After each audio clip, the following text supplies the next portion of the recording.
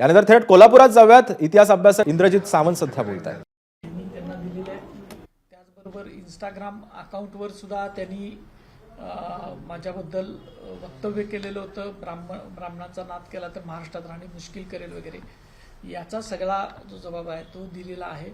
आणि जाती जातीमध्ये तेढ निर्माण केली आणि शिवाजी महाराजांसारख्या महापुरुषांचा अपमानजनक वक्तव्य केली म्हणून त्यांच्यावर गुन्हा दाखल करावा म्हणून आता मी पोलिसांच्याकडे दिलेला आहे. तुम्हाला जी काही जीवे मारण्याची धमकी देण्यात आली किंवा जी काही अश्लील शिवीगाळ झाली त्या संदर्भात काही उल्लेख केलेला आहे का? त्या संदर्भात मी तक्रारीमध्ये काही उल्लेख केलेला नाही. मी मगाशीच सांगितलंय की त्याच्या विषयावर जर सुमोठो पोलीस काही कारवाई करणार असतील तर ते करू शकतात. पण शिवाजी महाराजांची अस्मिता आणि मराठ्यांची अस्मिता मला जास्त महत्वाची आहे माझ्या जीवापेक्षा. आणि त्यामुळे मी फक्त शिवाजी महाराजांच्या जे काही त्यांनी हे केलेलं आहे, वक्तव्य केलेलं आहे अत्यंत अश्लाघ्य आणि घाणेरडं, त्याच्याबद्दलच माझी तक्रार मी दिलेली आहे. फिर्यादीमध्ये स्वरूप देऊन त्याच्यावरती गुन्हा दाखल करावा अशी मागणी आहे. आता त्याच्यावर गुन्हा दाखलच नुसता करून नाही तर त्याच्यावर कारवाई झाली पाहिजे. कारण महाराष्ट्रामध्ये शिवाजी महाराजांच्या बद्दल गेल्या तुम्ही बघताय 3-4 वर्षापूर्वीपासून वेगवेगळे वक्तव्य येत आहेत आणि त्यांच्यावर काहीच कारवाई होत नाही. आणि त्यामुळं अशा ह्या निर्लज्ज माणसांची महाराष्ट्रात राहूनच शिवाजी महाराजांच्या बद्दल एक तेवढ्या खालच्या पातळीवर जाऊन बोलायची हिंमत झालेली आहे. त्यामुळे त्याच्यावर शासनानं तातडीनं कडक कारवाई केलीच पाहिजे असं माझं मत आहे. तर काही पुरावे नष्ट करण्याचा प्रयत्न केला असं देखील या तक्रारी दरम्यान सांगितलं. त्याच्यामध्ये त्या PM_कोरटकर नावाचं एक इंस्टाग्राम अकाउंट आहे. त्याच्यावर माझा व्हिडिओ टाकून त्याच्या खाली सुद्धा अत्यंत अश्लाघ्य पद्धतीनं मांडणी केलेली होती. ती आज सकाळी 10-10:30च्या दरम्यान त्याच्यावरून डिलीट केले. पण त्याच्या अगोदरच आमच्या कार्यकर्त्यांनी त्याचं स्क्रीन रेकॉर्डिंग केलेलं होतं, त्याचे स्क्रीनशॉट काढलेले होते आणि त्यामुळं त्याची माहिती सुद्धा आम्ही पोलिसांना याच्यातून दिलेली आहे. त्यांचा नंबर, त्यांचं रेकॉर्डिंग आणि त्यांचं संभाषण जे झालेलं आहे वेळ ही सगळी पोलिसांना दिली. त्यांना मी आताच पोलिसांचे जे आता तपास अधिकारी आलेले आहेत त्यांच्याकडे जे काय माझ्या फोनमधलं रेकॉर्डिंग होतं ते त्यांच्याकडे मी त्यांच्या व्हॉट्सअपला पाठवून दिलेलं. तर मुख्यमंत्र्यांनी या प्रकरणाची गंभीर दखल घेतल्याचं दिसते. कारण त्यांनी चौकशीचे आदेश दिले. एसपींना त्यांनी फोन देखील केला होता. काय अपेक्षा आता ज्या पद्धतीने या सूचना दिल्या? लवकरात लवकर कितीही प्रभावशाली व्यक्तिमत्व जरी असलं तरी त्याच्यावर कारवाई व्हावी आणि पुन्हा अशी कारवाई व्हावी की शिवाजी महाराजांच्या बद्दल कुठलाही व्यक्ती अशा पद्धतीचं वक्तव्य करणार नाही. अशी शिक्षा त्याला जर मिळाली तरच ही वक्तव्य थांबतील, नाहीतर काळ सोकावेल आणि महाराष्ट्राच्या अस्मितेला धक्का लागेल. तरी आपलं नाहीच असं सांगण्यात येते. नेमकं काय झालं असं वाटतं? कारण हे सगळं प्रकरण मी जे आहे ते केलेलंच नाही असं वारंवार ते सांगतात. माझ्या फोनवर ज्या वेळेला पहिल्यांदा व्हॉट्सअप कॉल आला त्यावेळेला प्रोफाईल येत आहे, त्याच्यावर नाव येत आहे, त्याच्यावर डॉक्टर त्यांचं नाव आहे कोरटकरांचं. त्यानंतर ज्या वेळेला आपण ह्याचं कॉल येत मला कॉल आला होता त्यावेळेला सुद्धा मी त्याला सगळं संभाषण झाल्यानंतर मी नाव विचारलं त्यावेळेला त्याने ते प्रशांत कोरटकर असंच नाव सांगितलेलं होतं आणि त्यामुळं त्याच नावानं मी तक्रार केलेली आहे. आता तोच प्रशांत कोरटकर आहे का नाही, तो नंबर जो माझ्याकडे आलेला होता तोदा मी पोलिसांच्याकडे सुपूर्द केलाय. त्या नंबरला फोन केला तर त्याच व्यक्तीकडे तो फोन जातोय असं सुद्धा मला काही लोकांनी सांगितलेलं आहे आणि त्यांनी सुद्धा व्हिडिओ करून ते सांगितलेलं आहे. याचा अर्थ त्याच नंबरवरनं मला फोन आलेले होते. इंस्टाग्राम अकाउंट जे असतं ते इंस्टाग्राम अकाउंट सुद्धा त्याच व्यक्तीचं आहे आणि मी रात्री 12-12:30 वाजता AI माध्यमातून मला ती पोस्ट सुद्धा करता येत नाही, मला ते रेकॉर्डिंग मित्राला पाठवून मग ते मला करून घ्यावं लागलं. तर असे काही गोष्टी करेन आणि एवढी जर प्रगत तंत्रज्ञान आमच्याकडे असतं तर मग आता त्याच्याबद्दल काय बोलायचं असा विषय आहे.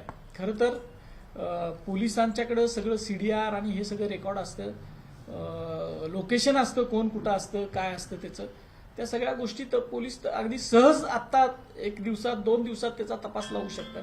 फक्त त्याची इच्छाशक्ती पाहिजे. त्या आवाजाची पडताळणी व्हावी अशी पण अपेक्षा आहे. आता सगळ्याच गोष्टी करायला पाहिजेत. आता त्या मी करू शकत नाही कारण मी सामान्य व्यक्ती आहे. आता हे प्रशासन आणि पोलिसांनी ते केलं पाहिजे. आणि नुसती आवाजाची नाही, तो कोण कुठं होता, काय होता, कुणाला भेटला इतक्या दिवसामध्ये, कुणाला भेटत होता तो व्यक्ती, या सगळ्या गोष्टीची तपास जर झाला तर ह्याच्या पाठीमागचं मूळ कुठंपर्यंत आहे या सगळ्या गोष्टी समजतील.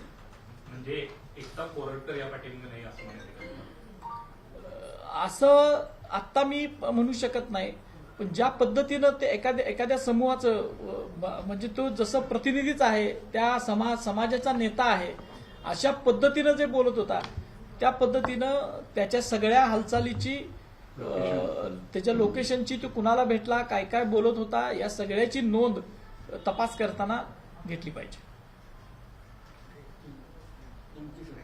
थँक्यू.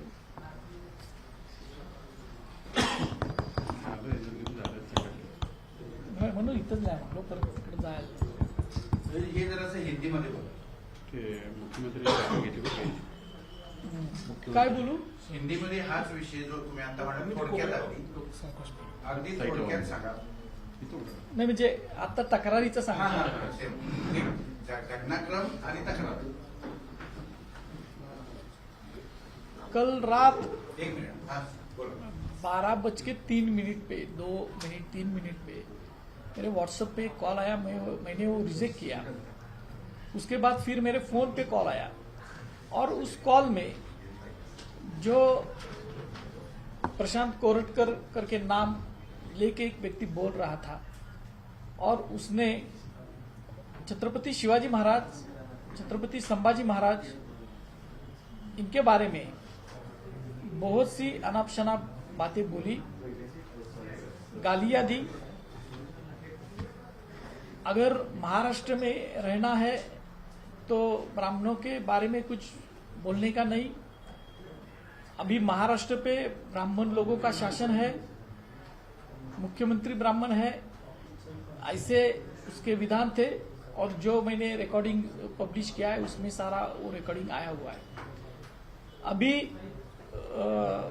ये सारा रिकॉर्डिंग मैंने समाज माध्यम पे जो डाला फेसबुक पे और इसमें, कि महाराष्ट्र में ही छत्रपति शिवाजी महाराज और छत्रपति संभाजी महाराज के बारे में एक विचारधारा कितनी विष भरी सोच रखती है, यह समाज को पता चले.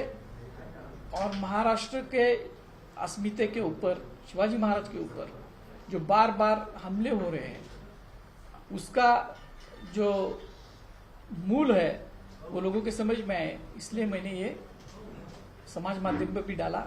और उसके बारे में अभी यहाँ के कोल्हापुर पुलिस के एक अधिकारी मुझे मिले हैं और उनको भी मुझे जो धमकी दी गई मारने की, उसके बारे में मैंने कोई तकरार नहीं की है, क्योंकि उसका सुमोटो अगर कॉग्निजेंस पुलिस को लेना है तो वो ले सकते हैं, नहीं तो हम खुद सक्षम है इस धमकी को निपटने के लिए. लेकिन शिवाजी महाराज और संभाजी महाराज और मराठा समाज के बारे में जो बोला गया वो हम सहन नहीं कर सकते और उसके लिए कड़क उसके ऊपर कार्रवाई होनी चाहिए. इसके लिए हमने अभी पुलिस को एक निवेदन दिया है. क्या ऐसी प्रवृत्ति के वजह से आपके जान को खतरा है? ऐसी प्रवृत्तियां आपको पता होगा कि इस कोल्हापुर में ही गोविंद जी पानसरे करके थे, जो छत्रपति शिवाजी महाराज का सच्चा इतिहास बताते थे. उनको गोलियां मारकर उनकी हत्या कर दी गई थी. और मुझे नहीं लगता है कि महाराष्ट्र का कोई भी सत्य सांगने वाला जो आदमी है, सत्य इतिहास सांगने वाला आदमी है, वो इस खतरे से बाहर नहीं है. लेकिन इस खतरे की परवाह हम नहीं करते. क्या पुलिस प्रोटेक्शन की आवश्यकता है? मेरे जो मित्र है, मेरे जो सहकारी है, मेरे जो भाई बंद है, वही मेरा प्रोटेक्शन है और वो पुलिस प्रोटेक्शन से बढ़कर है. इसलिए किसी भी पुलिस प्रोटेक्शन की मुझे जरूरत नहीं. एबीपी माझा, उघडा डोळे बघा नीट.